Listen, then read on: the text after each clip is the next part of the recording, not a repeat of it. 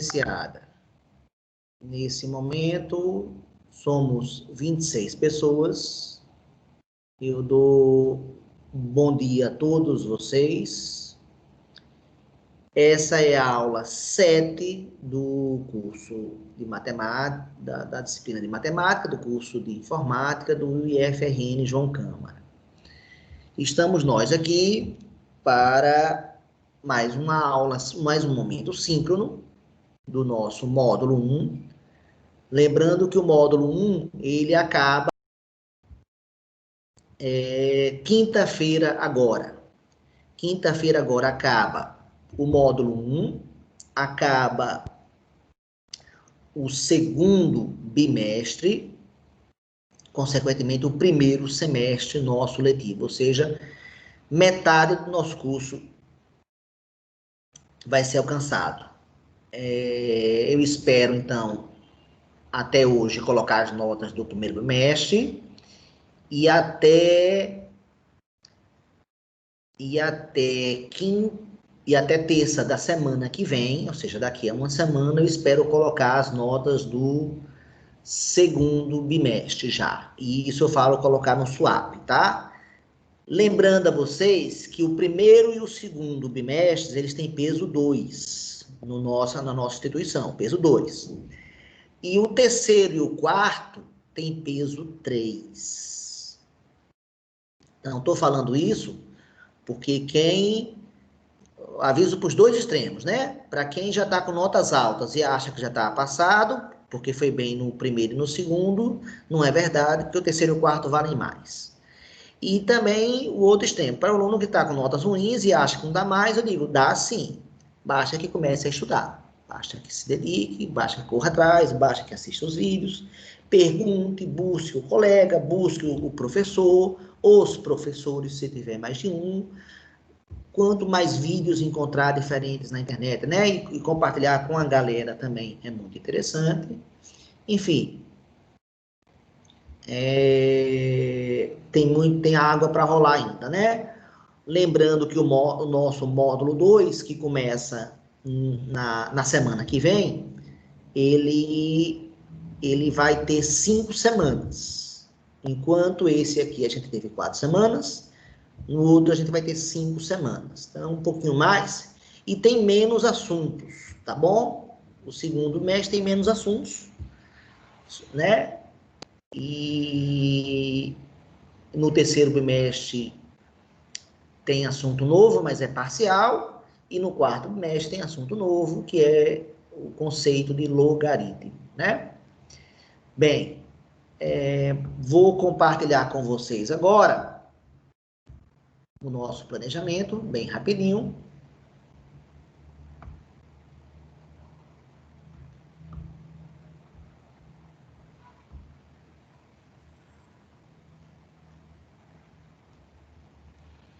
Não, compartilhei o vídeo errado, desculpa. Esse são os dos vídeos, foi mal. Então, retornando.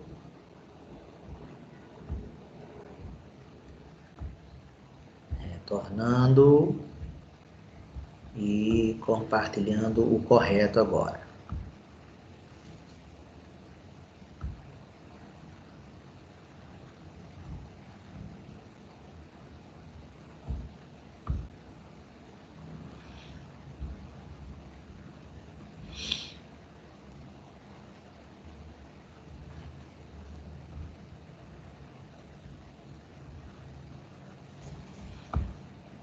Agora foi.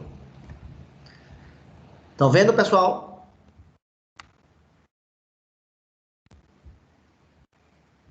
Estão vendo o documento do Word? Então, localizando vocês, estamos hoje aqui. Vou pintar aqui de amarelo para destacar. A aula do dia 27, que é hoje.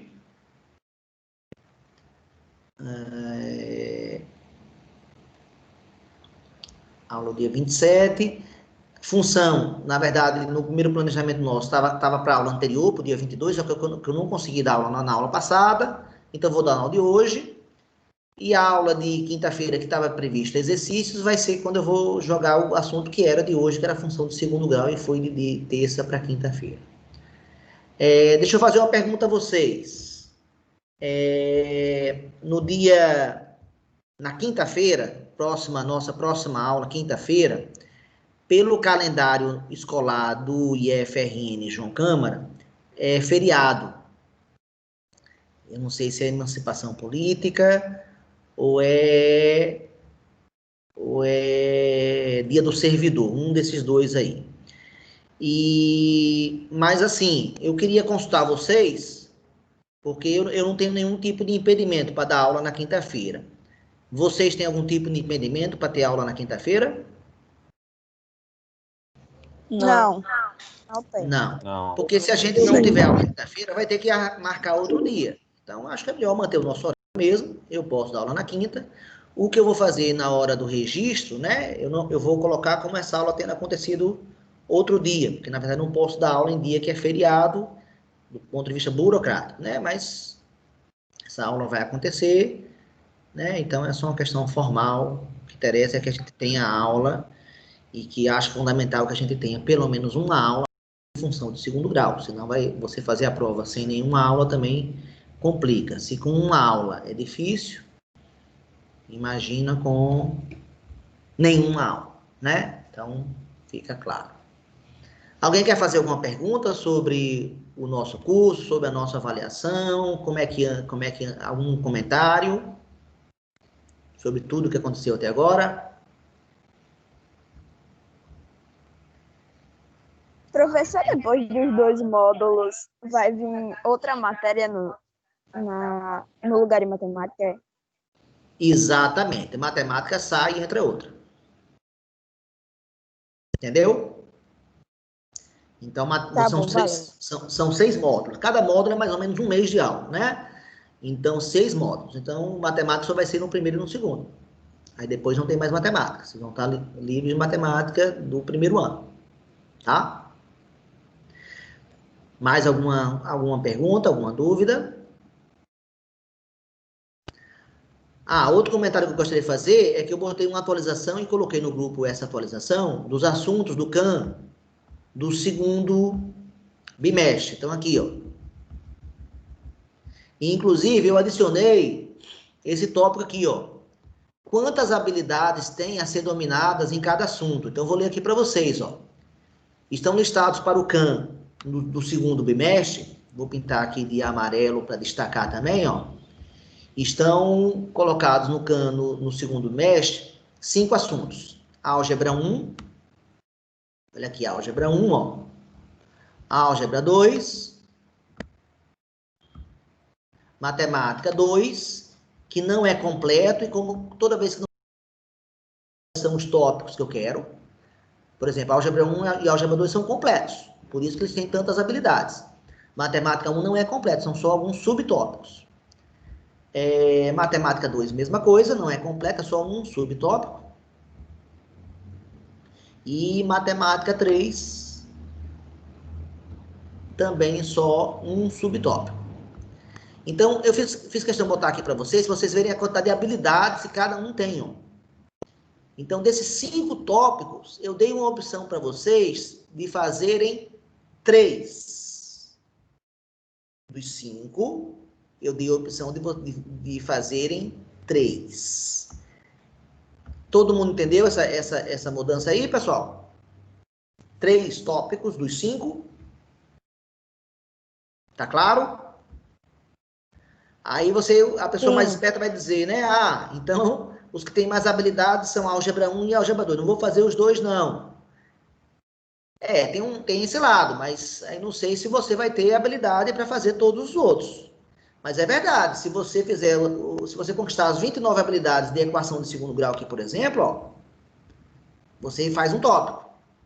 Se você alcançar as 12 habilidades de função aqui de matemática 3, também faz outro tópico.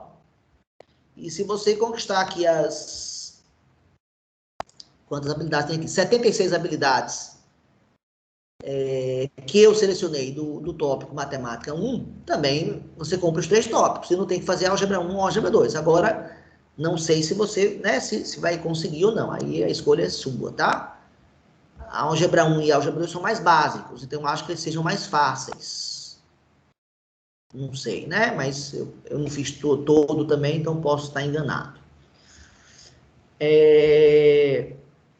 Algum comentário, pessoal? Tá claro aí essa facilitação que foi dada agora? Porque no bimestre passado eu tinha pedido 4 para vocês. 4 tópicos, ó. Desses 5 aqui eu tinha pedido 4.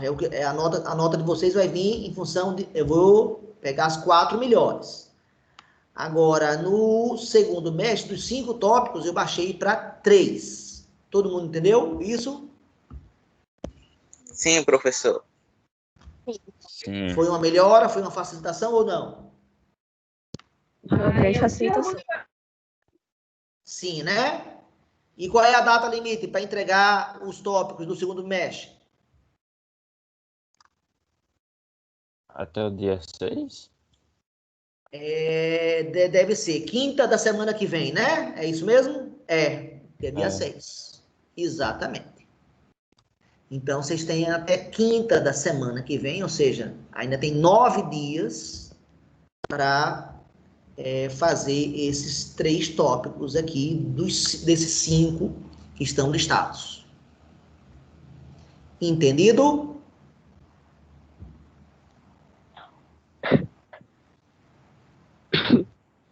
Entendido, pessoal? Sim, professor. Pronto, então vou começar a nossa aula, tá? Não sei se vocês viram que eu botei também no grupo os links das aulas de ADM. Aula 5 e 6 de ADM.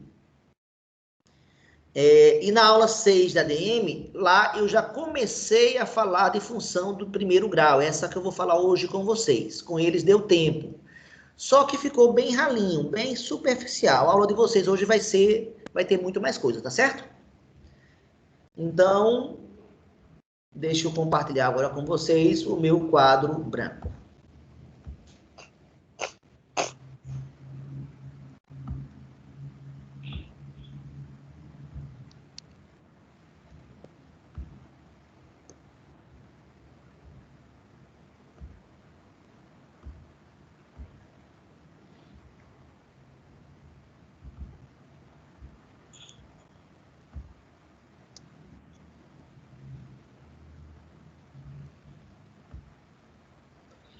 Meu quadro branco não está aparecendo.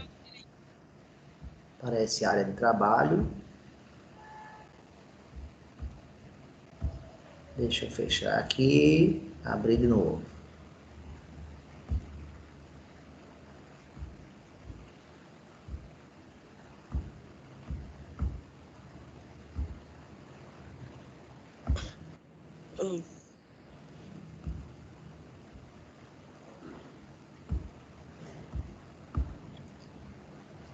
Não é isso, não é isso não. Eita, voltou a dar tilt. Voltou a dar problema. Deixa eu mudar de porta.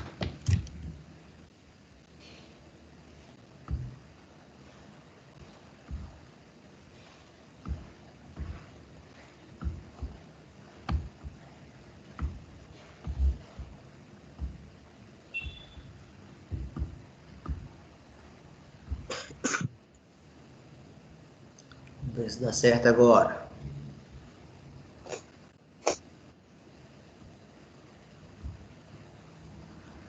Continua sem aparecer o meu quadro branco.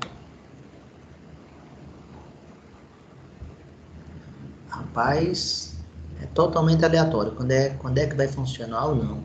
Não tenho a menor ideia.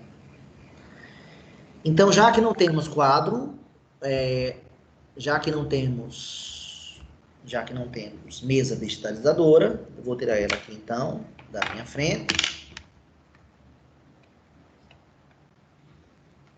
E vamos para o quadro físico.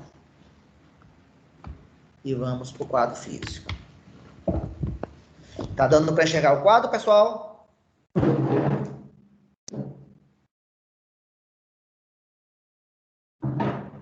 dando para enxergar, pessoal?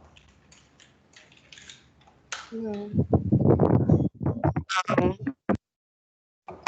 Não tá dando. Gente, não tô ouvindo vocês, não. Tá dando para enxergar? Não tá aparecendo nada no meu. Tá preta a tela, caramba. Tá preta a tela, Tudo é? preto. Eu tô vendo. Estão vendo? Quem mais está vendo? Fala aí, por favor, quem mais está vendo. Eu estou vendo, professor. Eu tô vendo. Eu tô vendo, professor. Tô vendo. Então tem muitos vendo aí. Quem está com a tela preta aí, faça aquele processo de entrar e sair do programa, né? De sair e entrar, melhor dizendo. E pronto.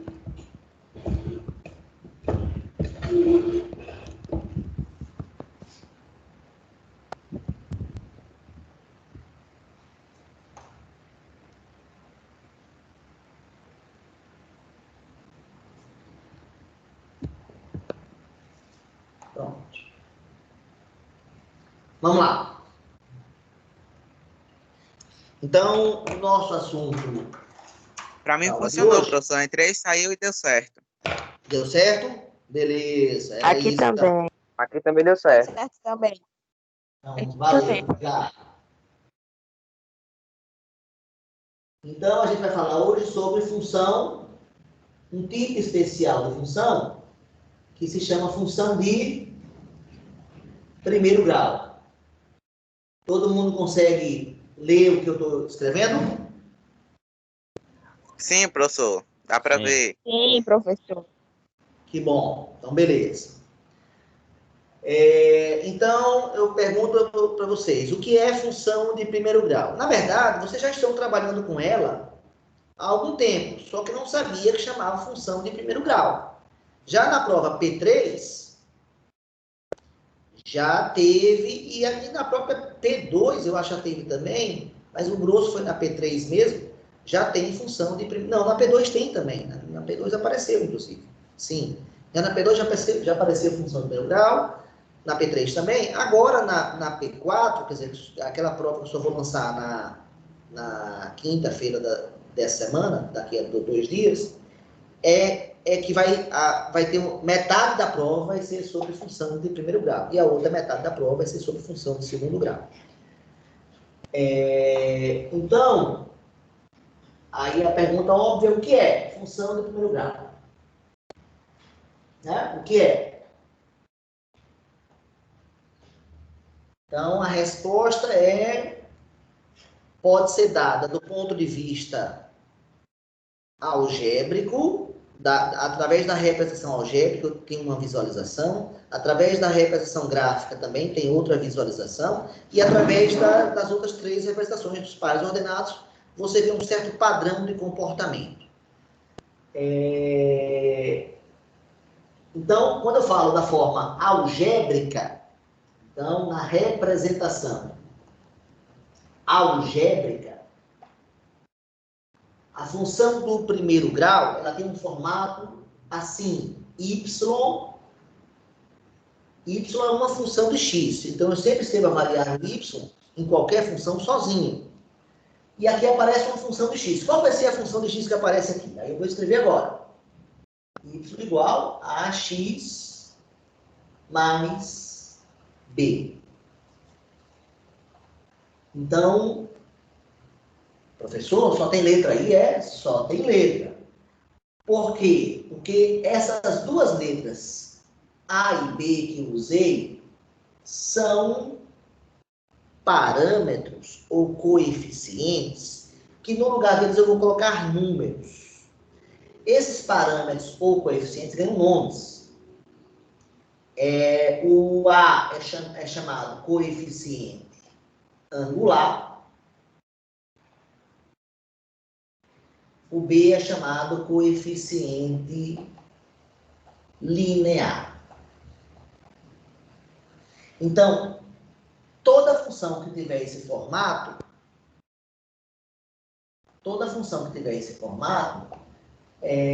eu vou chamar de coeficiente linear. Por exemplo, tem uma questão da P2 que eu pedi a representação algébrica dessa função aqui, ó. Cada um de vocês tem um número chamado diferente, mas vamos dizer que um aluno teve isso aqui, ó.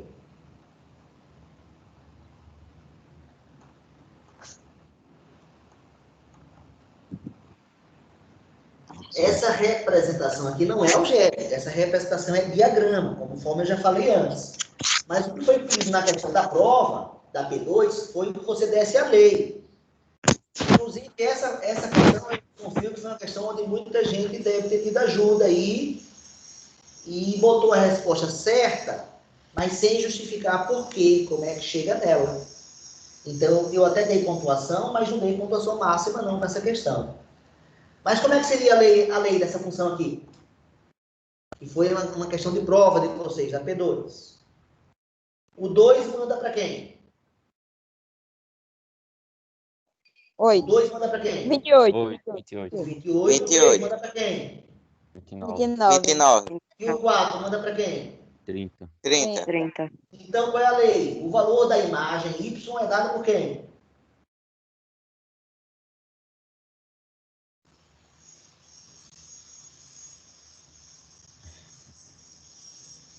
De 2 para 28, andou quanto?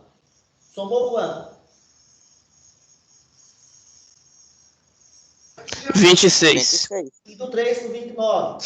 26. E do 4 para 30? 26. Então, qual é a lei? Y igual a x mais 26. Exatamente. Então, isso já foi questão de prova. A novidade é que eu vou dizer agora, pessoal, essa função aqui, que foi resposta à prova de vocês, é uma função de primeiro grau, porque ela tem aqui esse formato, do tipo ax mais b. Alguém saberia dizer quem é o a e quem é o b dessa função, comparando aqui essas duas coisas? O A é 1 e o B é 26. Exatamente. O a é 1, é como se eu tivesse 1 vezes x, e esse 1 eu não preciso escrever. Faz parte da escrita matemática, da linguagem matemática, como 1 é um elemento neutro, eu não preciso escrever ele na multiplicação. Então, o a é 1 e o b é 26. Então, o coeficiente angular é 1 e o coeficiente linear é 26. Só para mostrar a vocês que realmente não é novidade o que eu estou falando para vocês. Função de primeiro grau não é novidade. A novidade é que a gente vai agora se aprofundar e entender melhor esse tipo de função, porque esse tipo de função aparece na física, esse tipo de função aparece na química, esse tipo de função aparece na economia, esse tipo de função aparece em qualquer área de conhecimento. Ele tem um padrão. E eu quero justamente comentar. Outra característica básica da função de primeiro grau é que se você fizer a representação gráfica dela, ou geométrica, e o domínio for real, né, se eu estiver falando de funções reais, função real, para quem não está lembrado, função real é uma função que leva os reais nos reais. O domínio é real. O domínio é real. E o contradomínio é real também. E se você fizer a representação gráfica de qualquer função afim, função de primeiro grau... Ah, desculpa que eu esqueci de falar o sinônimo, né? Acabei falando agora. Também conhecido com o nome de função o quê? Afim. Então, se você fizer o gráfico de uma função afim, ou seja, de uma função de primeiro grau, o gráfico sempre vai ser uma reta. Então, na hora que você marca os pontos, na hora que você faz o gráfico, aí você marca um ponto, outro, esses pontos necessariamente estarão alinhados, formando uma reta. Então, o gráfico de qualquer função afim de domínio real e contradomínio, mesma coisa, ela vai ser uma reta. Então, o que eu quero apresentar para vocês é isso. As funções afins, elas têm um formato algébrico, que é esse, tem um formato gráfico associado, que é sempre uma reta. Para visualizar isso, vamos ver um primeiro exemplo, tá certo? Entender melhor como é que acontece isso na prática. Vou apagar isso aqui.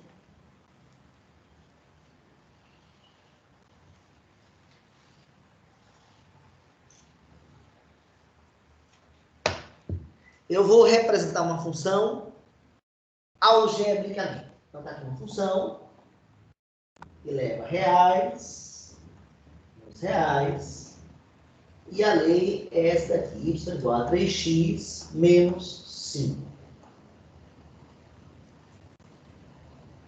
Todo mundo visualizando? Quem é o domínio da minha função? Reais. Quem é o conta-domínio? Reais. E como é que os elementos do domínio se relacionam com o conta-domínio? Tem que pegar o elemento do domínio e multiplicar por 3 e tirar aí 5. Então, meu pedido agora, o que é que eu quero aqui? Dada a representação algébrica dessa função afim, faça o seu gráfico. Isso podia ser uma questão de prova. Dada uma função afim na forma algébrica, quero uma forma gráfica. Então, lá vamos nós. Então, eu quero fazer o gráfico dessa função. Vocês sabem fazer o gráfico é marcar os pontos no plano cartesiano.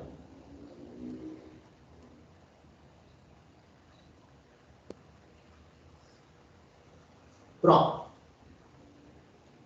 A gente sabe que aqui está o plano cartesiano, aqui é o primeiro quadrante, aqui é o segundo quadrante, aqui é o terceiro quadrante e aqui é o quarto quadrante.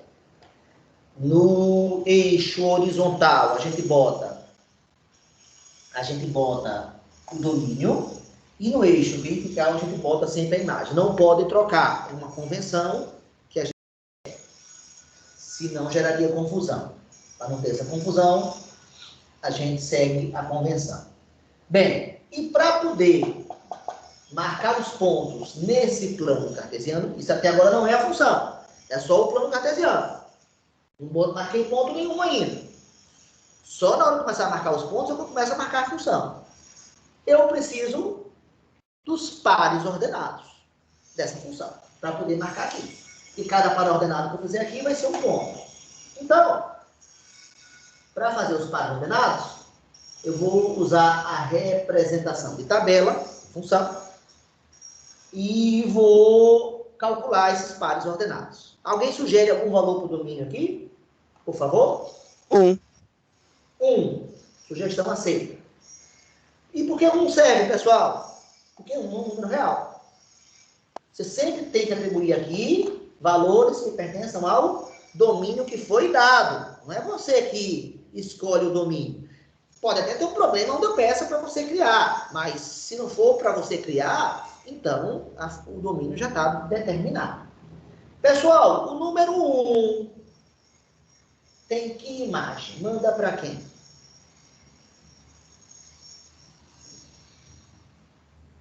Vamos lá, pessoal? menos 2. Qual é a conta que eu tenho que fazer? 3 vezes 1 menos 5. 3 vezes 1 dá 3, eu tenho que fazer primeiro a multiplicação, ordem das operações. 3 menos 5, que vai dar menos 2. Então, vou apagar aqui essa conta, porque vai ficar muito cheio de números, muito denso. Então, eu vou dizer que, simplificadamente, o número 1 manda para o menos 2. Se eu quisesse marcar logo esse ponto, o que eu tenho que fazer? Então, esse meu plano cartesiano aqui, ele não está com nenhuma marquinha feita.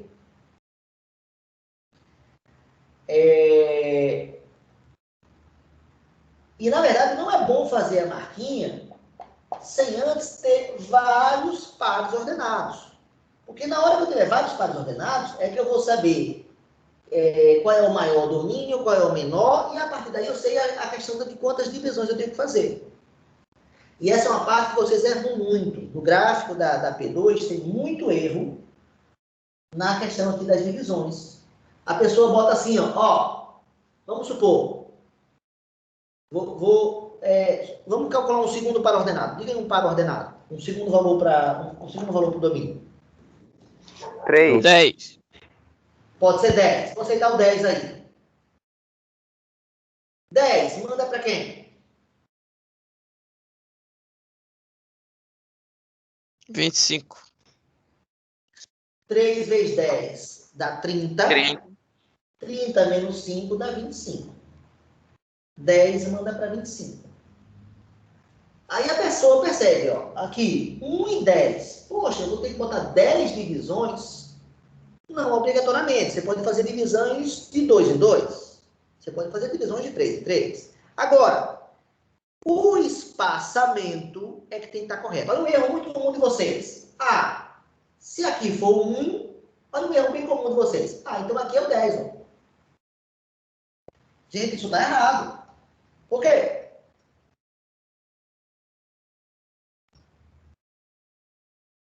Olha o segmento, olha o tamanho que eu dei do intervalo do 0 a 1 e olha o tamanho que eu dei para o intervalo do 1 ao 10. Quem é maior? O intervalo do 0 a 1 ou o intervalo do 1 ao 10?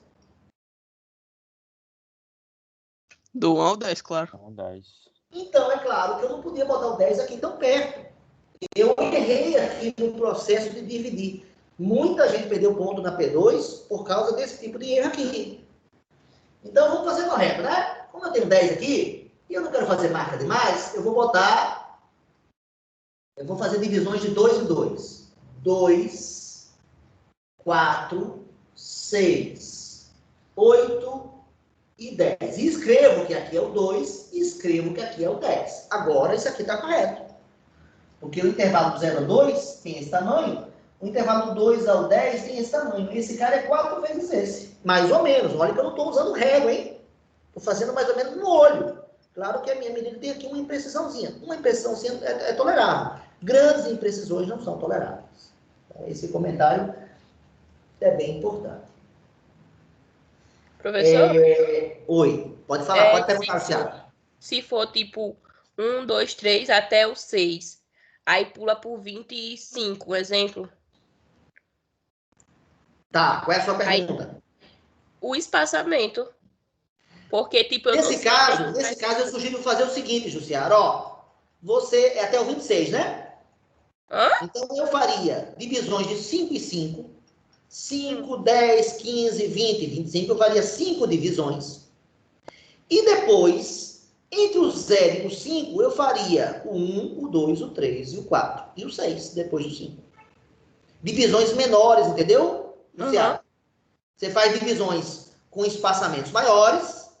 Aí os de 5 e 5, 5, 10, 15 e assim por diante. E depois, do intervalo 0 ao 5, você divide em intervalos menores. Aqui é do 0 a 1, do 1 ao 2, do 2 ao 3, do 3 ao 4. Mas o questão do tamanho é bem importante.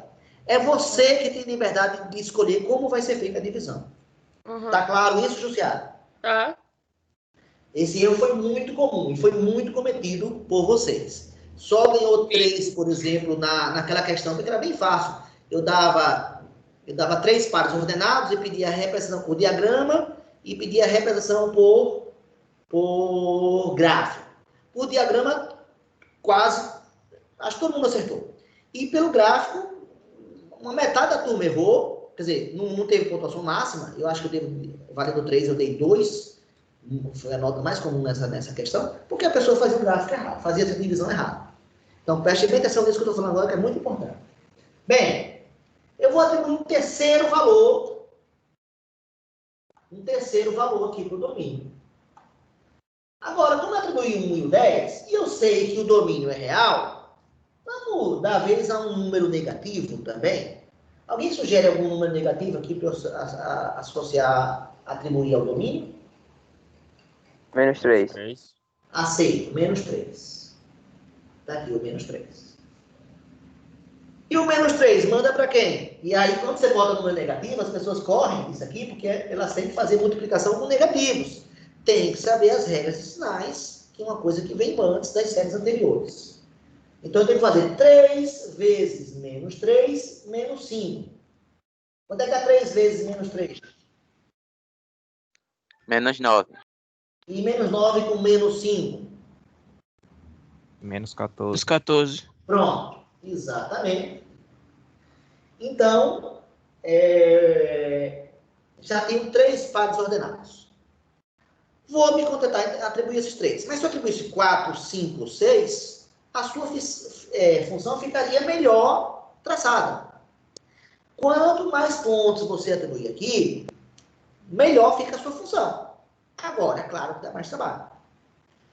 Como temos uma reta, e o gráfico a gente já adiantou que é uma reta, com 3 pontos eu já consigo ver se elas estão alinhadas ou não. Então, com 3 pontos já é suficiente para descobrir até se eu errei, se eu cometi algum erro de conta aqui.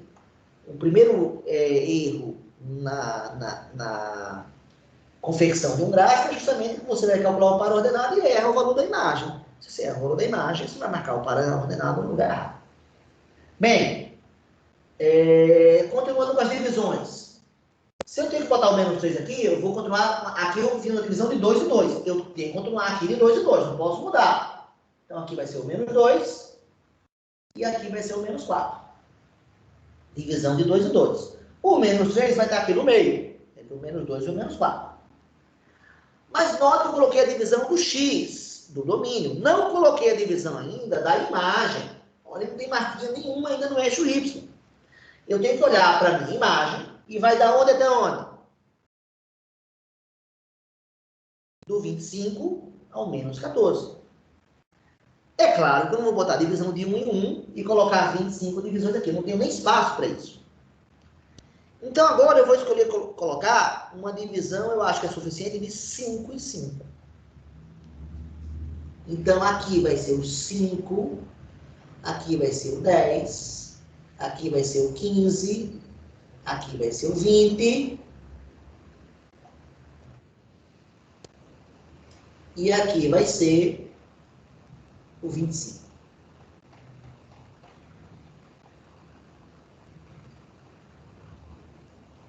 Pronto. Eu escolhi marcar uma divisão de 5 em 5. E se eu botei para cima de 5 em 5, eu tenho que ser coerente e botar de 5 em 5 para baixo também, que faz parte do mesmo eixo. Então aqui vai ser o menos 5, o menos 10 e o menos 15. Então, aqui é menos 15, aqui é menos 10. Agora que eu coloquei a divisão que é adequada para esses valores, o 25 já está contemplado aqui, mas o menos 14 e o menos 2 não. Então eu tenho que fazer novas divisões aqui, ó.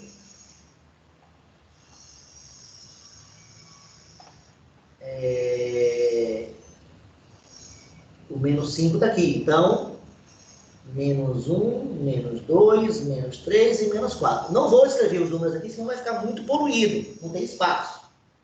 E o menos 14, mesma coisa, ó. Menos 11, menos 12, menos 13 e menos 14. Então, já tem uma marquinha com menos 14 aqui, já tem uma marquinha aqui com menos 2. E mesma coisa com o domínio. Ó. O 10 já está marcado aqui. O 1 não está, então, ó, no intervalo 0 a 2, a metade é 1. Botei a marquinha do 1. E o menos 3, mesma coisa. Não está marcado o menos 3, eu tenho o menos 2 e o menos 4, mas aqui na metade dos dois eu vou ter o menos 3. Pronto. Feito isso, agora eu dividi o meu plano cartesiano, adequando ele para a minha função. Agora sim eu vou começar a marcar os pontos da função. E vou marcar de outra cor para ficar claro que agora é uma função. Aí eu tenho que fazer as linhas de chamada. Quando eu coloco aquela grade que apareceu na prova de vocês, não precisa mais fazer as linhas de chamada. É uma maneira de facilitar. Como aqui eu não tenho grade, eu vou ter que fazer as linhas de chamada. Linhas de chamada essas que são paralelas aos eixos.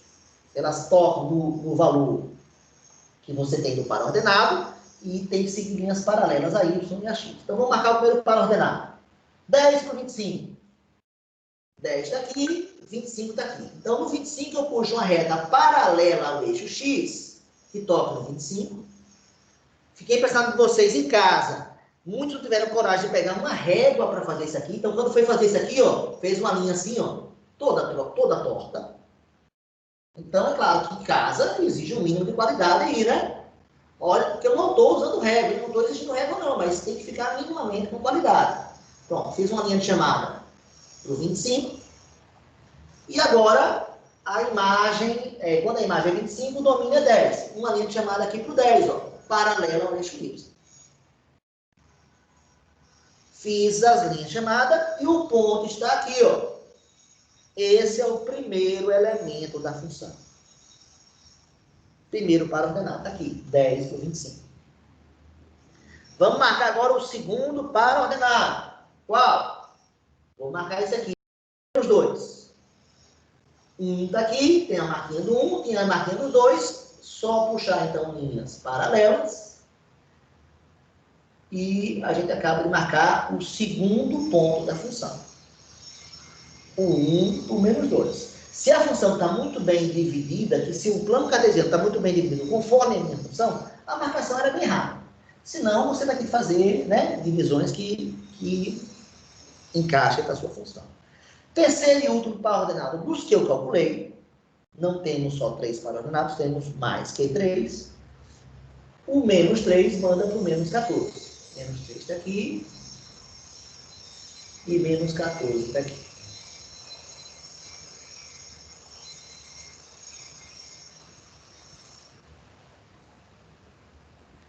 Então, pessoal, nós temos 3 pontos. Eles estão mais ou menos alinhados. O que vocês acham? Sim, estão. Estão. Estão perfeitos? Não, não está perfeito. É uma reta perfeita aqui? Não, não é uma reta perfeita. Mas estão mais ou menos alinhados. O que indica, então, que eu acertei nas contas. Toda vez que você faz 3 pontos ou mais no gráfico de uma função afim, você percebe, você descobre se você errou ou não. Porque se eu descobrir esse ponto, um aqui, outro aqui e outro aqui, esses pontos são alinhados? Não. Não. Então, o alinhamento é a forma da gente ver que acertou na conta. E isso se for função afim. Se não for função afim, for função de segundo grau, que vai ser aula de quinta-feira, o gráfico já é outro, não é mais reta. Mas na função afim, o gráfico é reta, sim. Então, tem que estar alinhado, sim. É um primeiro exemplo. Então, vem a pergunta. Quantos pares ordenados tem essa função?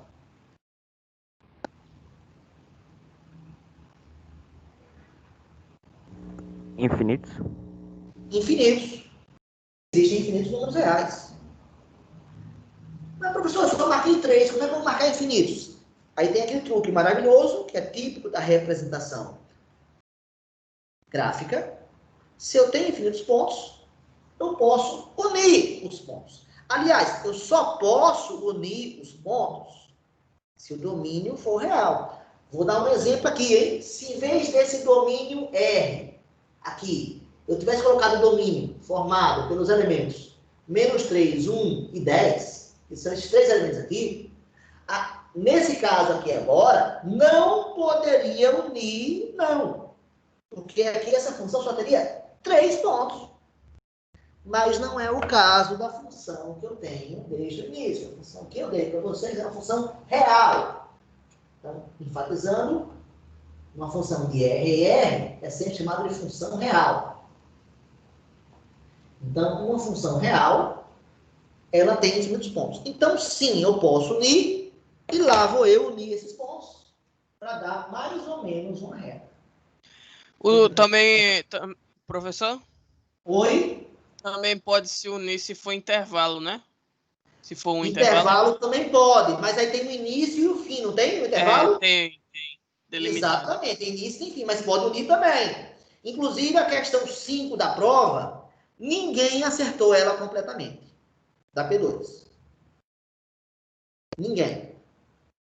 Né? Se vocês, já que você falou aí, o Anderson, vou dar uma relembrada aí na questão. Ela era uma função que dizia que o domínio é um intervalo, não sei, vou chutar agora, mas não estou lembrado, de 2 a 4. E o contradomínio era formado só por 2 elementos. Eu não lembro quais eram, mas, sei lá, 3 e 5. Então, eu pedia para você, eu não dava a lei não foi dada, você tinha que criar a função, mas tinha que obedecer essa condição, do domínio ser o 2, do intervalo do 2 ao 4, e o contradomínio C, só 2 elementos. Então, o que eu faço aqui? Marco os valores, domínio. A divisão do 1, do 2, do 3 e do 4. Aqui vai ter o 3 e o 5, então boto aqui 5 divisões. 1, 2, 3, 4, 5. Aqui o 3 e aqui o 5. Só que o 3 e o 5 são esses dois caras. E o intervalo do 2 ao 4 é todo mundo aqui, ó. É um intervalo de números. É todo mundo que vai do 2 ao 4. Então, por exemplo, eu podia fazer uma função que mandasse o 2 para o 3, o 2,1 para o 3, até o 3 para o 3. E agora eu uniria aqui, ó. Já que existem infinitos números entre o 2 e o 3. E entre o 3 e o 4, eu vou associar ao 5. Aqui a bolinha tem que ser aberta. Por quê? Porque se eu botasse bolinha fechada aqui, o 3 estaria mandando para o 3 e o 3 estaria mandando para o 5. Um cara do domínio estaria mandando para 2, o que não pode. A função é a relação que cada elemento do domínio possui exatamente um correspondente. E aqui do 3 para 4 tem infinitos números reais nesse intervalo. Aí eu marco aqui o 4, teoricamente, mandando para o 5. Só que o 4 não faz parte do domínio, que a bolinha aqui está aberta. Olha que o colchete aqui está virado para fora. E agora eu uno aqui, ó.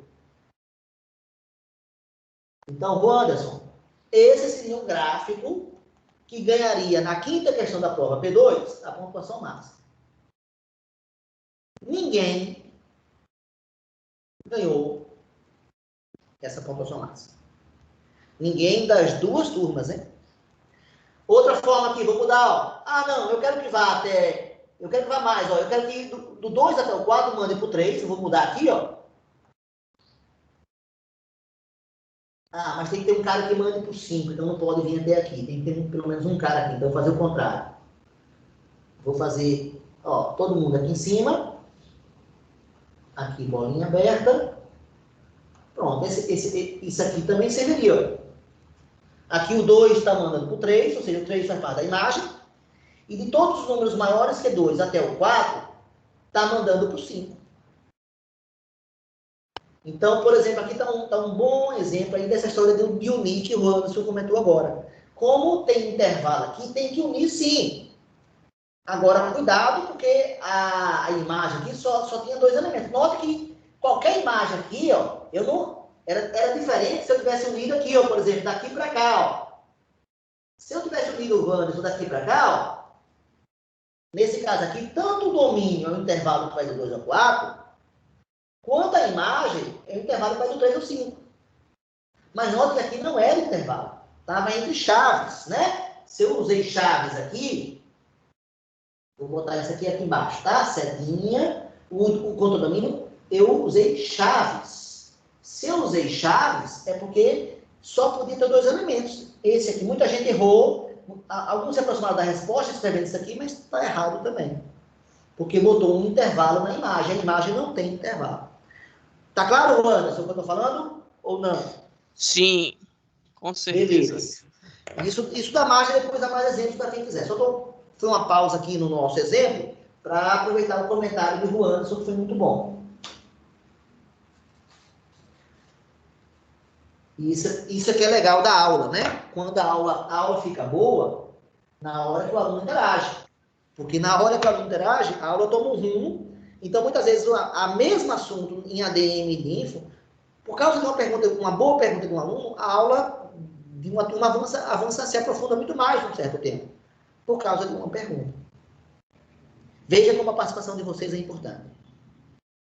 Né? Perceba isso. Se vocês reclamam da aula do professor, e às vezes a aula pode ser ruim mesmo, mas perceba que é um processo de ida e volta. A aula é boa se o professor é bom e se o aluno é bom. Porque quando o aluno é bom, o aluno está curioso, o aluno está focado, não sei se ser bom ou se você está interessado. O aluno não é bom, não. O aluno é interessado ou está assistindo a aula, ele pergunta. Ele pode até não estar entendendo nada, ele pode até ser ruim em matemática, mas ele está interessado e ele pergunta. E isso faz o cara aprender. Isso é a mola do mundo, né? A curiosidade é o que move o mundo. Continuando aqui o nosso gráfico, que o Anderson me interrompeu, né, Anderson? Unindo aqui os pontos, lá vou eu aqui unir os pontos, e ao unir esses pontos,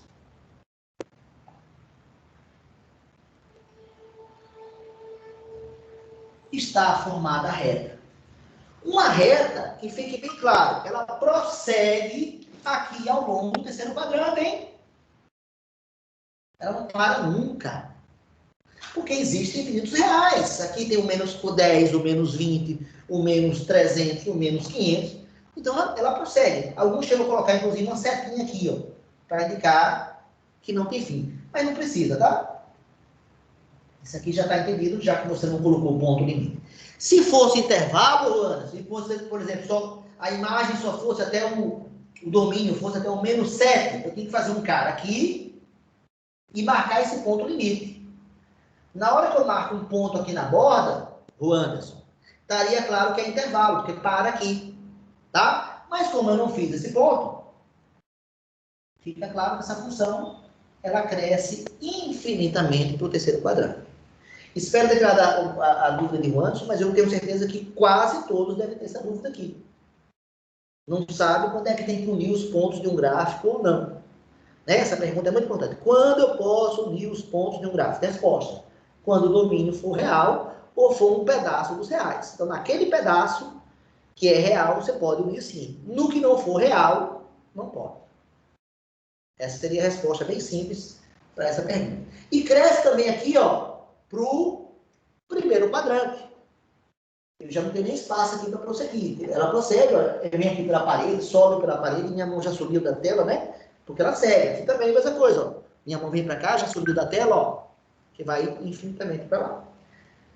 Bem, pessoal, acabamos de fazer o gráfico de uma função afim.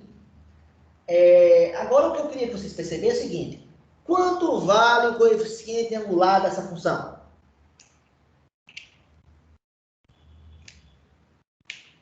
Vamos lá, pessoal? 3. 3. E o coeficiente linear, quanto é que vale? Menos 5. Menos 5. Eu pergunto, dá para observar esse número 3 e esse número menos 5 aqui nesse gráfico? Se em vez de 3 fosse 2, o que mudaria aqui nessa reta? Se em vez desse menos 5 fosse menos 8, o que mudaria aqui nessa reta? Então, o que eu quero discutir com vocês agora, nesse momento, é qual é o significado do coeficiente angular e do coeficiente linear. Eu vou escrever o formato aqui. No nosso formato, a gente sabe que é y igual a x mais b. E a minha pergunta é isso: o que significa o a? O que significa o b? Quer dizer, o nome a gente já sabe, coeficiente linear e angular. Mas o mais importante, serve para quê, professor? Bem, o menos 5 é mais fácil de olhar para o gráfico e dizer um significado. Alguém sabe dizer qual é o significado gráfico do coeficiente linear do b, no caso do menos 5 aqui nesse gráfico?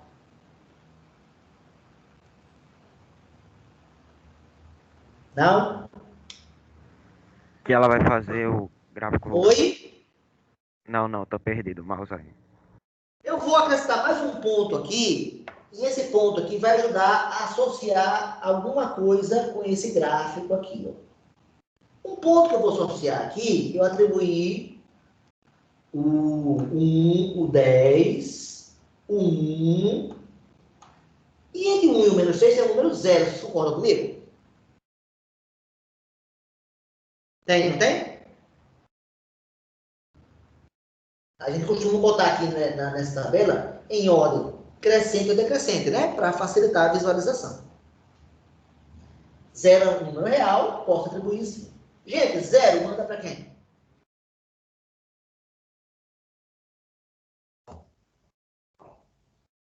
Três vezes 0? Tá no X. 3 vezes 0 0? menos. 0 com menos 5 dá quanto? Dá menos 5. Quer dizer que eu posso marcar um quarto ponto agora. Já tinha 3 e posso marcar um quarto. E garanto que esse ponto pertence a essa reta azul que eu fiz aí. Gente, onde é que está esse ponto, 0 menos 5?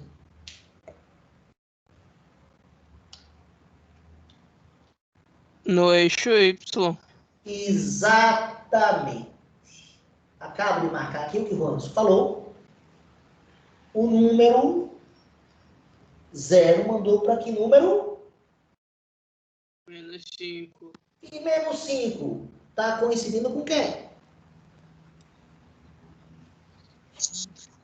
Com Y. Com Y não, com coeficiente linear, com B, não é Quase. isso? Está coincidindo com o nosso B, o nosso coeficiente linear. Se você pegar essa lei aqui, ó, atenção, hein? Se você pegar a lei y igual a x mais b, qualquer lei desse tipo aqui, se você atribuir 0 para a variável x, qual a conta que vai ficar aqui, pessoal?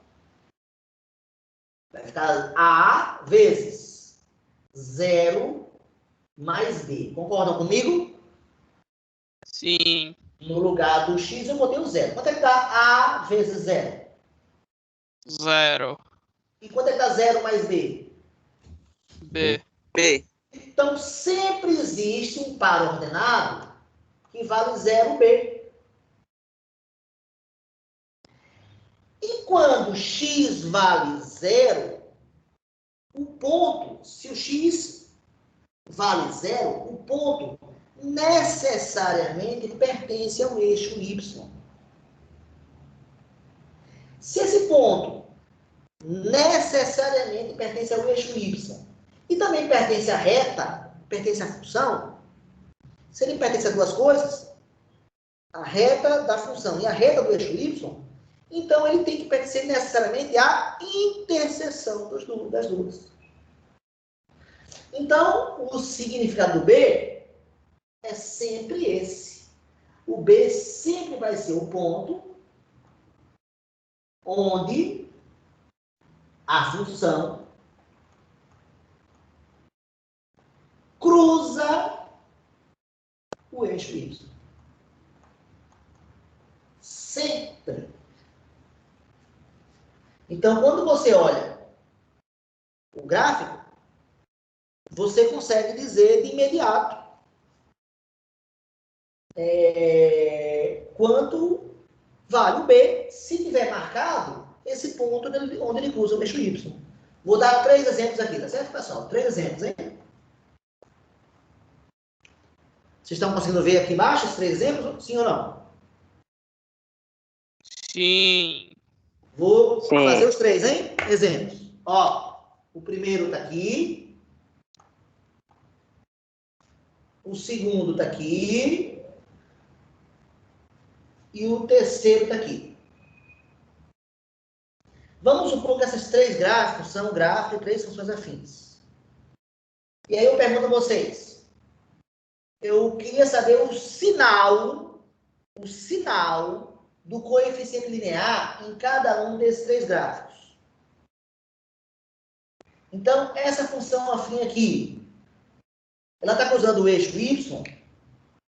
Em que região do eixo Y? Na região positiva ou negativa? Positiva. Positiva. Essa daqui está cruzando o eixo Y na região positiva ou negativa? Nenhuma nem outra, não é isso? O zero é justamente a transição entre positivo e negativo. E essa última aqui, estão vendo essa última aqui, pessoal?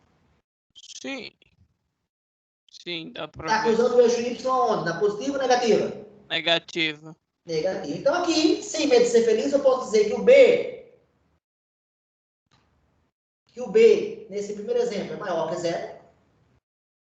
Nesse segundo aqui, que o B é igual a 0. E nesse terceiro aqui, que o B é menor que 0. Ou seja, toda vez que eu olhar para o gráfico, e eu vou olhar o ponto onde a reta, onde a função afim está cruzando o eixo Y. Nesse ponto, eu consigo dizer o valor do B. Se esse ponto estiver acima do eixo X, esse B é positivo. Se esse ponto estiver abaixo do eixo X, o B é negativo. Se esse ponto não estiver nem acima nem abaixo, estiver exatamente em cima do eixo X, é porque o B vale 0. E, inclusive, toda função que o B vale 0, ganha até um nome, já vou até adiantar, mas depois eu posso falar da classificação. É chamado função linear. Uma função linear é uma função onde b vale zero. Essa função é bastante importante, hein? Porque a gente pode trabalhar com proporcionalidade com ela. Na física, se trabalha muito esse tipo de função.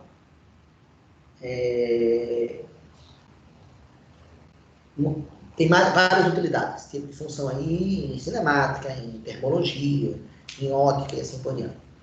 Beleza. Então, acabo de dar o significado do B. Falta agora a gente falar do significado do A. E para dar o significado do A, eu vou apagar aqui essa parte aqui do B, vou apagar aqui embaixo. Não nos interessa, permaneço com o gráfico aí olhando. Vou apagar isso aqui. Já respondemos essa pergunta. Falta agora só responder essa outra aqui. Qual é o significado do A? Para entender o significado do A, ou seja, do coeficiente angular, quem pergunta, professor, para que serve o coeficiente angular? Eu vou explicar justamente agora.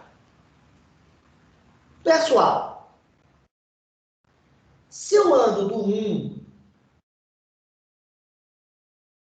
para o 10, eu aumentei quanto de 1 para 10? 9. 9. 9. Então, eu somei 9 aqui. Quando eu ando do menos 2, desculpa, ao 25, daqui, do menos 2 ao 25, aqui pensando na reta real, né? Daqui o menos 2, daqui o 25. Quando eu ando do menos 2 ao 25, eu ando quanto, gente? Lembrando que aqui tem o zero, né? Quanto, gente? 27. 27. Por que 27, professor? Porque do menos 2 ao 0 tem 2. Do 0 ao 25 tem 25. E 25 mais 2 dá 27. 27. Né? Então, aqui dá 27. Olha para essa variação. Quanto? 9, né? Olha para essa variação, a variação do x. A gente pode chamar esse mais 9 aqui de delta x. Delta, na física, é uma letra grega, é um triângulozinho, e a gente sempre vai falar no lugar desse delta a palavra variação. Você já deve ter estado na física, por exemplo, que o delta S é a variação da posição. O delta T é a variação do tempo, se o T for minúsculo. O delta T, o T maiúsculo, é a variação da temperatura. Delta na física, deixa eu perguntar a vocês qual foi, vou fazer uma pergunta íntima agora. Qual foi o seu delta M aí na última semana? M é massa. Em outras palavras, estou perguntando, você engordou ou você emagreceu na última semana? Engordou, né? É inevitável. Por exemplo, eu emagreci dessa última semana. Vou dar números aproximados. Eu estava com 78 quilos e passei a 77 quilos. Qual foi a minha variação de massa?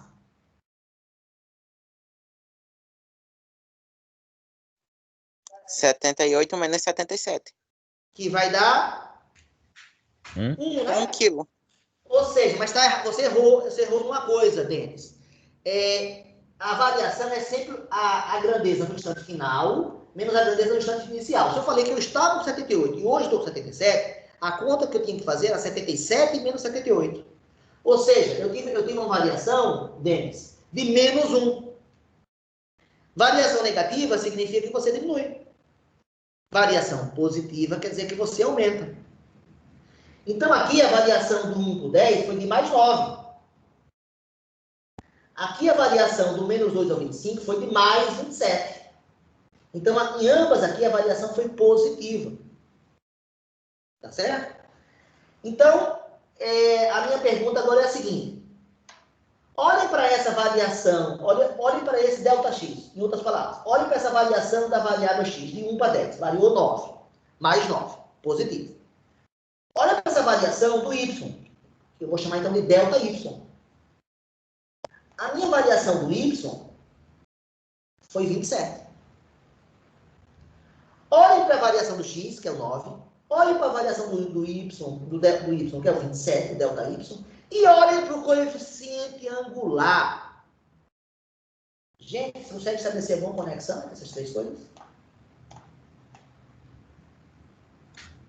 Porque Que 3 vezes vezes 9 é 9 é 27. 3 vezes 9 é 27. Ou, outra maneira de ver que 27 dividido por 9 dá 3. Será que foi coincidência?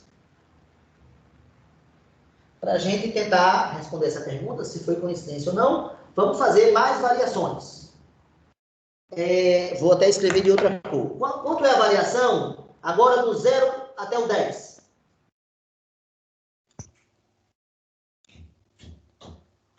Quanto, gente? 10. Do 1 até o 10, a variação de 9. Do 0 até o 10, a variação de quanto? 10. É de 10, mais 10. O associado ao 0 é o menos 5. O associado ao 10 é o 25. Então, quanto é a variação do 5 ao 25?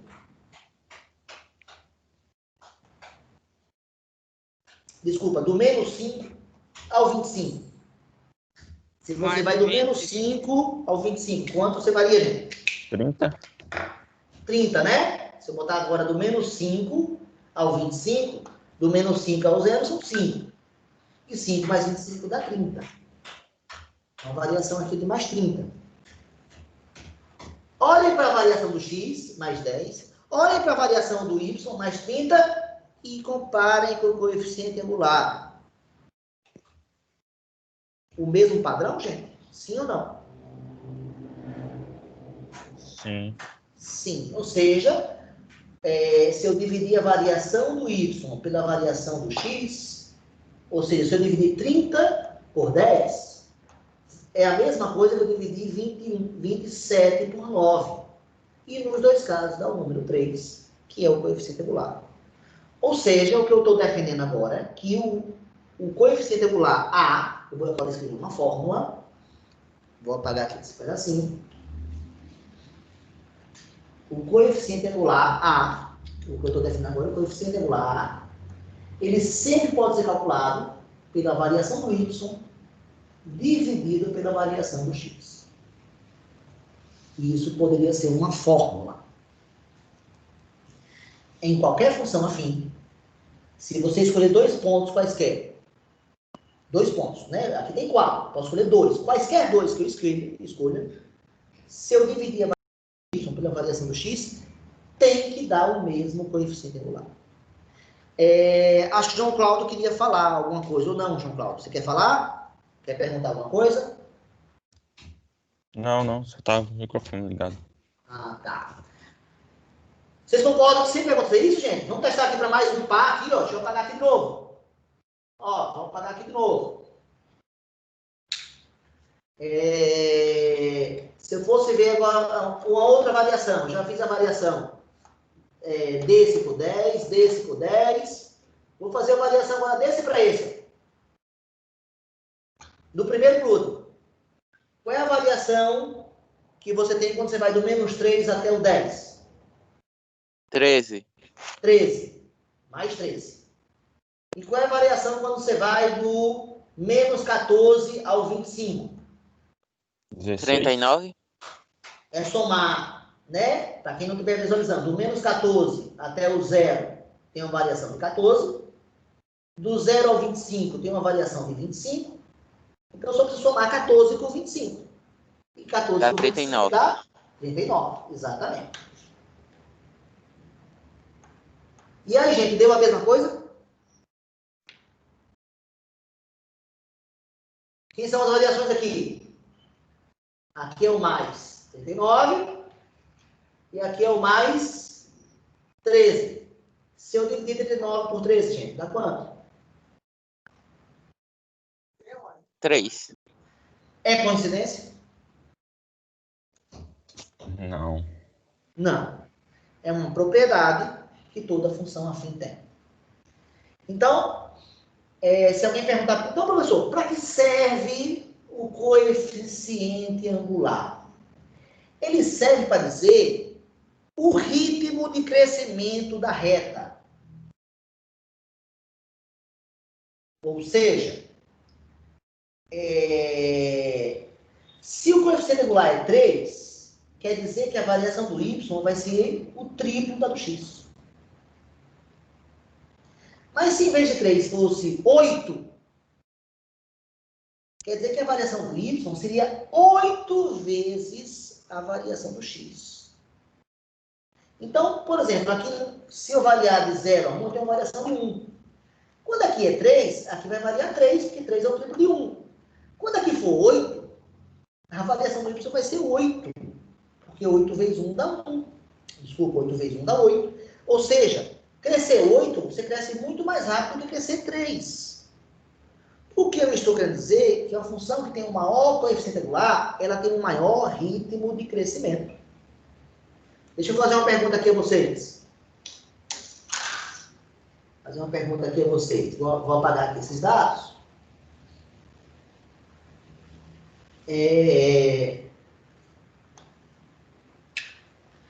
Eu vou fazer nesse gráfico aqui duas funções.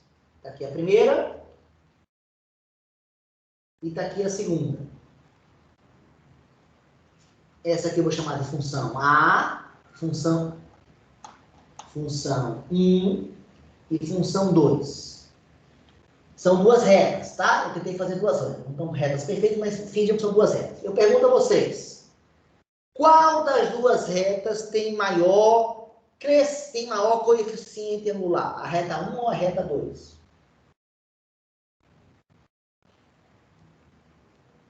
Em outras palavras, estou perguntando, qual é a função que está crescendo mais rápido? A 2? A 2 cresce mais rápido. Se eu continuar a reta, o que vai acontecer uma hora? Se eu continuar aqui essa reta? Vai chegar uma hora? Vai chegar uma hora e vai acontecer o quê? Elas vão se coincidir. Que elas vão se encontrar. Exatamente. E depois disso? A reta 2 vai ultrapassar. Vai ficar maior, não vai? Vou mudar de cor aqui para visualizar, para ajudar a visualizar. Mas vamos botar a função 2 aqui de vermelho. Então, percebam que a função 2, ela estava abaixo da função 1, mas como ela tem um crescimento maior, ela passou a 1. Quando uma função ultrapassa outra, quer dizer que ela está tendo um crescimento maior. Entendido ou não? Entendido. Então, se eu perguntar agora, respondendo agora a pergunta, mais uma vez, para que serve o coeficiente angular? Então, o coeficiente angular, ele indica o ritmo de crescimento de uma função.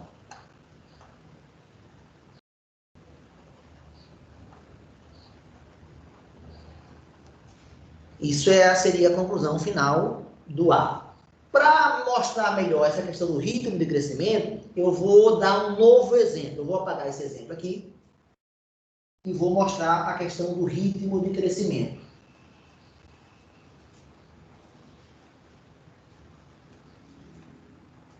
Minha nova função agora é essa. Menos 2x mais 5.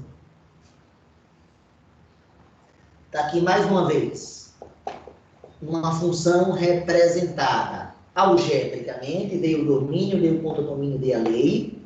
E quero que seja feita a representação gráfica dela. O que vai ter de novidade nessa reta em relação à reta anterior? Porque eu já sei que é a função afim. Vocês concordam comigo ou não? Que é a função afim. Quem é o coeficiente angular? Quem é o coeficiente angular? Menos 2. Quem é o coeficiente linear? Menos 2. Mais 5. 5. A novidade aqui é que os sinais foram trocados, né? O exemplo passado, eu tinha dado a função, acho que 3x menos 5, não foi? Aí, engraçado que o coeficiente angular era positivo e o linear era negativo. Ou seja, esse positivo indicou que a função estava crescendo, o triplo, né? A imagem é o triplo do domínio. e que cruzavam o eixo y no ponto menos 5. O que é que eu posso afirmar a respeito dessa função aqui sem fazer nenhum ponto? Então, olha que legal. Se eu já sei os coeficientes, se eu sei o significado dele, eu posso fazer o gráfico muito rapidamente. O que é que eu posso afirmar a respeito do cruzamento com o eixo y? É positivo. É positivo. Então, enquanto a outra função lá, a reta lá, cruzou o eixo y na parte negativa, essa aqui vai cruzar na parte positiva. Essa é a primeira diferença. Isso eu comprovo através do ponto 0. Manda para quem? Essa função. 0 manda para 5. 5. Então, acabo de achar o primeiro ponto da função. Esse ponto daqui, 0,5. Está aqui ele. Então, já sei onde cruza o eixo y. Agora, o coeficiente angular do outro era positivo. O coeficiente angular agora é negativo. Qual vai ser a implicação disso aqui no gráfico? A reta vai ser decrescente. Exatamente, o Anderson. Ou seja, lá eu atribuí, eu não sei qual foi o outro valor do domínio, mas eu vou agora atribuir um valor positivo. Por exemplo, 3. 3, gente, nessa função, manda para quem? 3 nessa função, manda para quem? Menos 1. Exatamente. Qual é a conta? Menos 2 vezes 3 mais 5. Menos 2 vezes 3 dá menos 6. Menos 6 mais 5 dá menos 1. Exatamente. Então, boto aqui 3 divisões no x e boto uma divisão para baixo no y. Aqui é o menos 1, aqui é o 3. Marco o segundo ponto.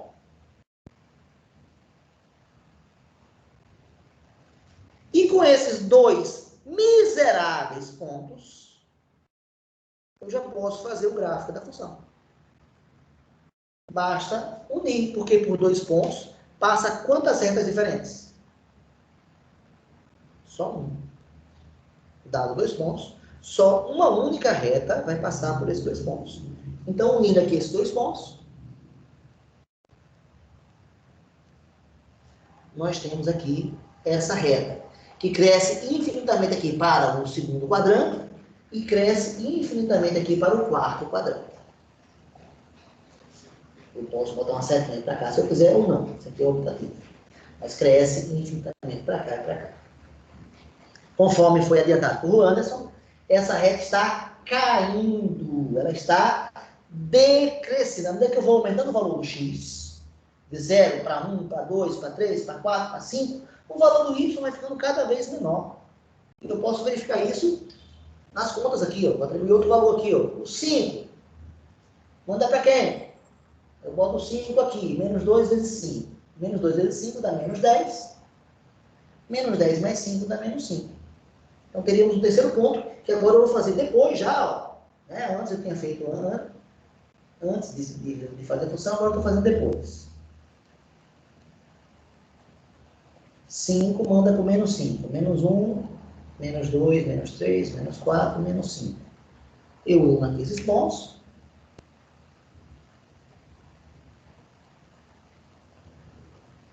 Perceba que bate exatamente em cima da curva.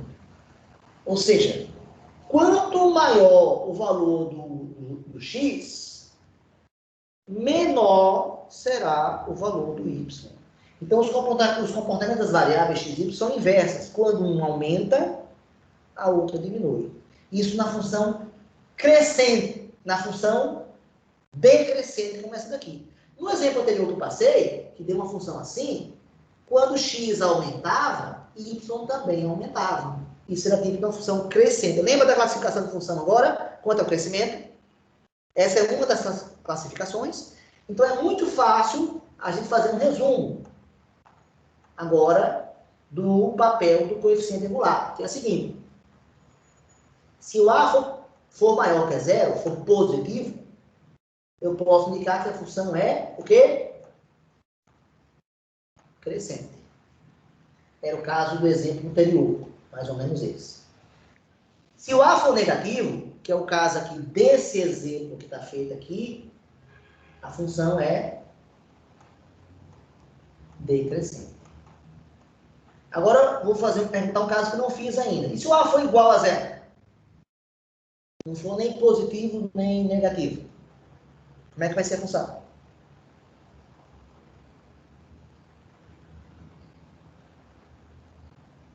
Se não é crescente nem decrescente, é o quê?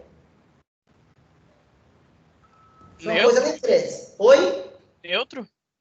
Não, a gente viu uma palavra para isso, na classificação de função. Como é que eu classificava uma função? Eram 4 tipos. Linear. Não foi esse o nome que a gente deu para classificar a função quanto ao crescimento. A função é constante. Bastante. Não faz sentido essa palavra? Faz.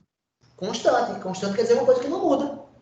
Se eu fosse visualizar o gráfico de uma função constante, por exemplo, aqui, é uma função assim, ó. Ela nem cresce, como esse caso, nem decresce, como esse. Ela é constante. E vamos supor aqui que esse y vale 7, por exemplo, aqui. Então, a lei dessa função é essa, ó. Y igual a 0 vezes x mais 7. 0 vezes alguma coisa, 0. Então, a lei fica muito simples, ó. A lei, uma função constante, não tem a variável x, porque a variável x vai ser multiplicada pelo número 0. E se qualquer número multiplicado por 0, ele soma. Na prática, a variável x não interfere. Ou seja, se eu fizer pontos dessa função aqui, ó, o 2 manda para o 7. Mas o 3 também manda para o 7. E o 4 também manda para o 7. Ou seja, qualquer valor do domínio que eu colocar aqui vai ter a mesma imagem. Tá claro, gente? Tá claro ou não? Perguntas?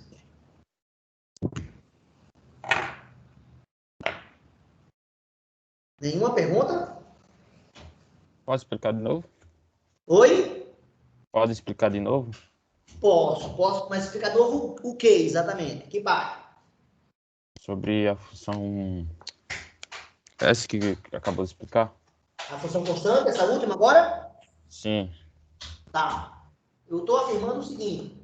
Na função constante, o coeficiente angular é 0. Então, quando eu botei a função aqui, ó, y igual a x mais b, no lugar do a, eu botei o número 0. 0 vezes qualquer número vai dar sempre 0. Então, a lei da função diz que o y vale sempre 7. E, de fato, se você olhar para os pares ordenados dessa função, qualquer valor do domínio que você botar aqui, qualquer um, escolhe 2, mas poder escolher qualquer outro, vai mandar para o 7. Então, veja que o y, a ordenada dos pares ordenados, sempre vale 7. Então, a lei fica mais simples. As funções constantes são as que têm as leis mais simples.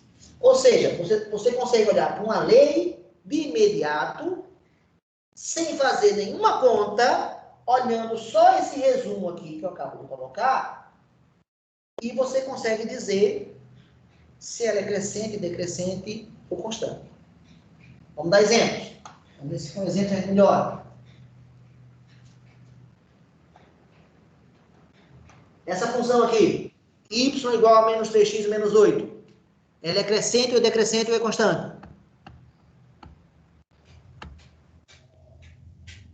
É decrescente? Oi? Decrescente? Decrescente, porque o coeficiente angular é negativo. Essa outra aqui agora.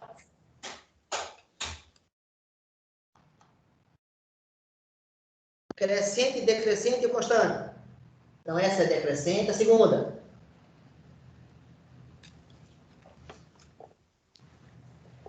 O coeficiente angular continua a ser quanto? Menos 3. Menos 3. Então, continua a ser decrescente. Essa outra aqui.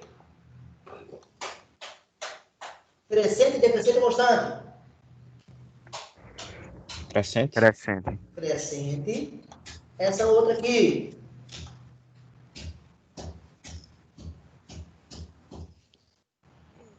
Crescente. Crescente. Essa outra aqui.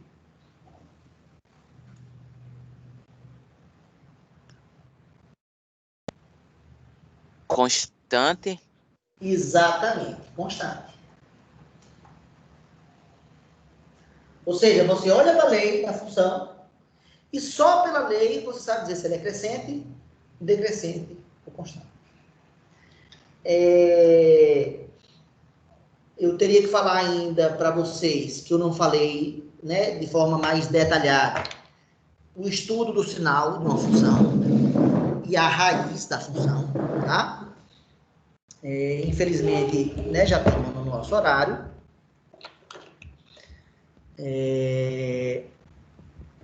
Mas nos vídeos do Ferreto você tem essa informação, tá? Ele dá uma aula só sobre raiz, só sobre sinal. Então, tudo que eu estou falando agora tem aulas específicas lá do Ferreto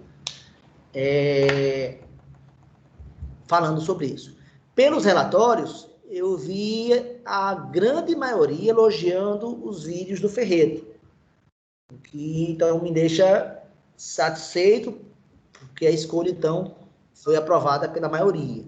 Então, isso é bom, né? É um bom indicativo. Então, estou reforçando que o nosso material tem isso aí mesmo, tá? Otton e Ruanderson, esses objetos que você bota dançando na tela, significa o quê? É só um macaco dançando mesmo.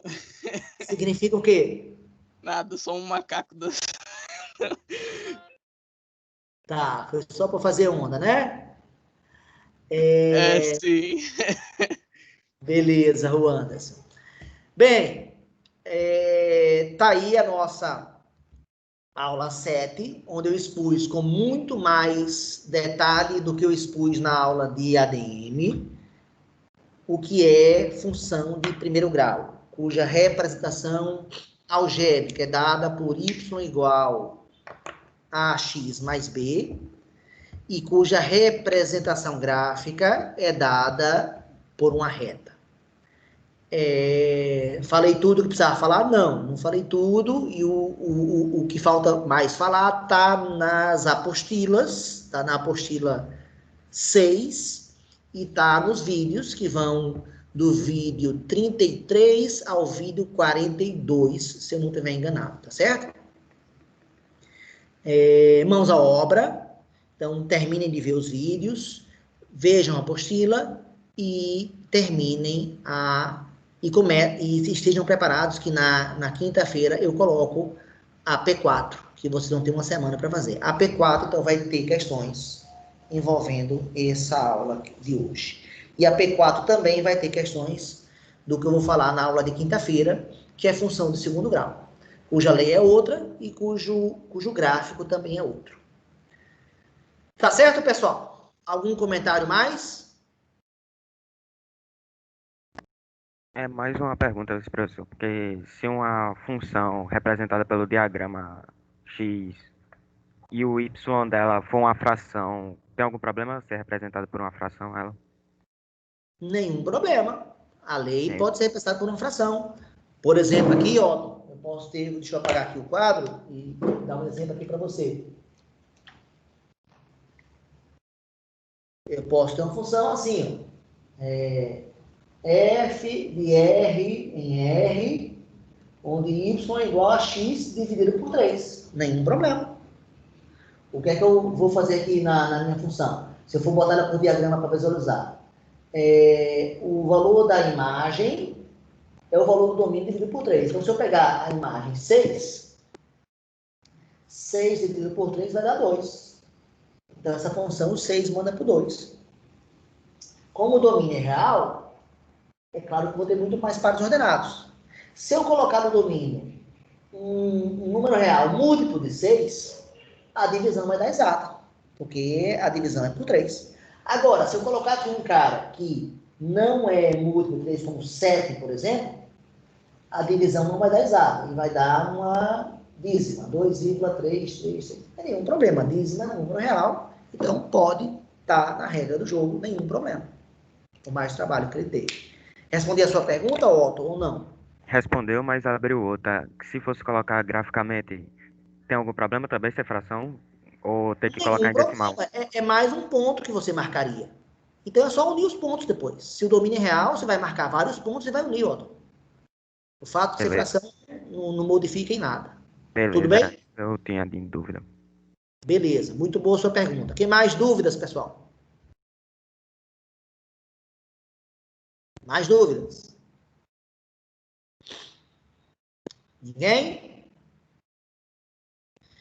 Então, a aula de hoje está lá nos vídeos do Ferreto, do vídeo 33, se eu não estiver enganado, ao vídeo 42. Então, mãos à obra, termine de ver esses vídeos, para quem não viu ainda. Leiam a apostila 6, a apostila escrita por mim, de minha autoria, e perguntem, tirem dúvidas, não fiquem parados esperando, né? Se mexam, eu sei que tem dificuldade envolvida aí, mas de alguma forma eu acho que estou oferecendo algumas opções para a gente superar essas dificuldades. Nenhuma pergunta mais, pessoal? Nenhumazinha? Bem, para quem entrou aqui depois, só para a gente dar números ao processo todo, nesse momento temos 28 pessoas no nosso encontro. Vou, nesse momento, baixar a lista de presença. Pronto, acabo de baixar a lista de presença. Então, podemos, então, interromper a nossa gravação, não é isso?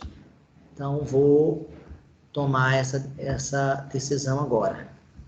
Parar a gravação. A gravação